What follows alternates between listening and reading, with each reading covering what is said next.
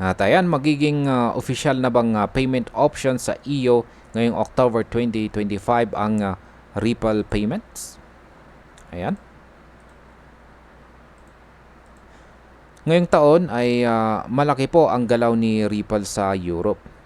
Ayon po sa ulat ni Smoke, nakatakdang ipatupad ang Ripple Payments bilang isang alternative blockchain payment method sa buong European Union bago po matapos ang October 2025. Marami pong mata ang nakatutok dito, lalo na po sa fintech at crypto community dahil posible pong baguhin nito ang takbo ng cross-border payments sa Europe.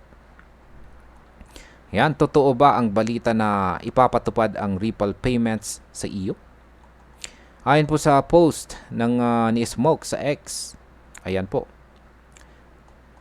Ang Ripple Payments ay opisyal na pong kinilala bilang alternative blockchain payment method at nakatakdang ipatupad sa EU bago po matapos ang October 2025.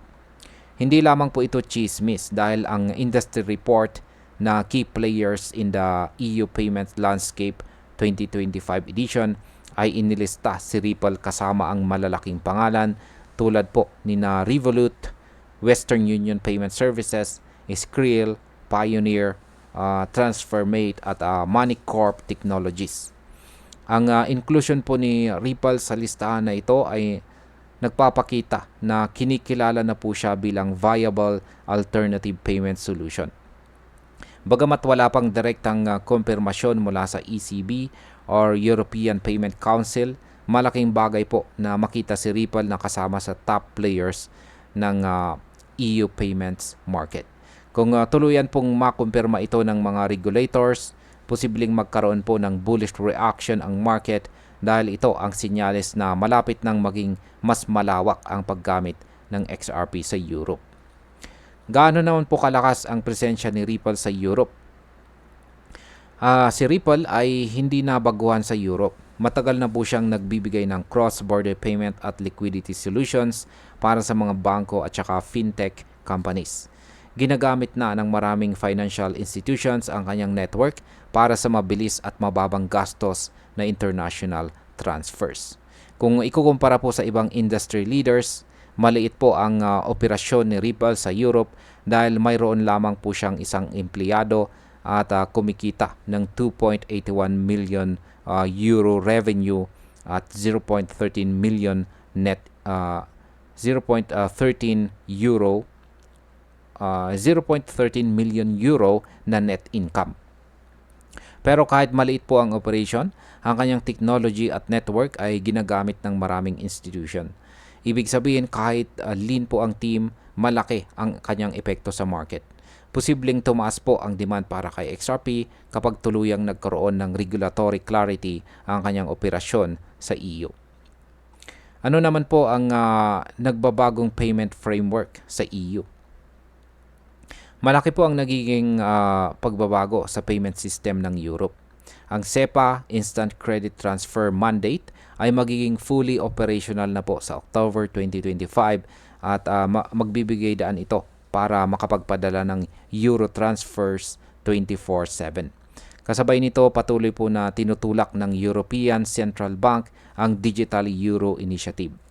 Bukod pa rito, ang bagong markets in crypto assets or MiCA regulations ay magpapalakas ng seguridad, fraud prevention at competition sa loob ng crypto at saka payments market.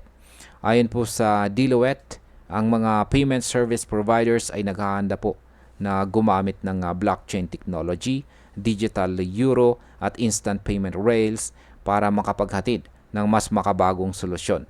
Ang environment po na ito ay pabor kay Ripple dahil nakaposition po siya para samantalahin ang mga pagbabagong ito. Posibleng magkaroon po ng mas malawak na adoption ng kanyang network at ito ay maaaring magdulot ng pagtaas ng value ni XRP.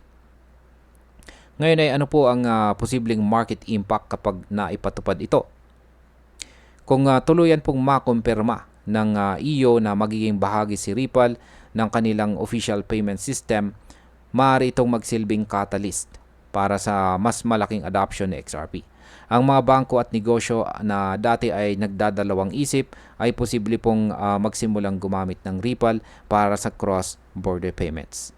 Kapag tumaas po ang usage, natural po natataas ang demand para po kay XRP dahil ito ang ginagamit para sa liquidity solutions. Ito ay pwede pong magresulta sa pagtaas ng presyo ng XRP sa market. Pero kung mananatiling walang opisyal na kumpirmasyon mula po sa ECB or EPC, maaaring manatiling sideways ang price movement dahil hindi pa malinaw ang regulatory status. Ano po ang dapat nating bantayan? Or ano po ang dapat nating i-monitor dito sa market sa mga susunod na buwan? Mahalaga pong bantayan natin ang anumang pahayag mula po sa European Central Bank or European Payment Council sa susunod na mga buwan. Kapag naglabas po sila ng opisyal na statement tungkol sa pag-adapt ng Ripple payments, maaari pong magsimula ang malaking galaw ng presyo. Dapat din nating subaybayan ang MiCA implementation at ang progress ng digital euro dahil pareho itong may epekto sa kung paano po makakapasok si Ripple sa European payments ecosystem. Yan, ngayon ay ang opinion ko naman tungkol dito ay ang balitang ito ay isa sa pinakamalaking opportunity para kay Ripple ngayong taon. Kapag napatunayan po na ang kanyang participation sa EU payment system ngayong October 2025, posible pong maging turning point ito para sa mass adoption ni XRP. Pero dapat pa rin po tayong maging maingat dahil wala pang opisyal na kumpirmasyon mula sa mga regulators. Kung ako po ay isang trader, susubaybayan ko po ang developments sa susunod na mga linggo dahil ito ay posibleng magdala ng malaking volatility sa presyo ni XRP.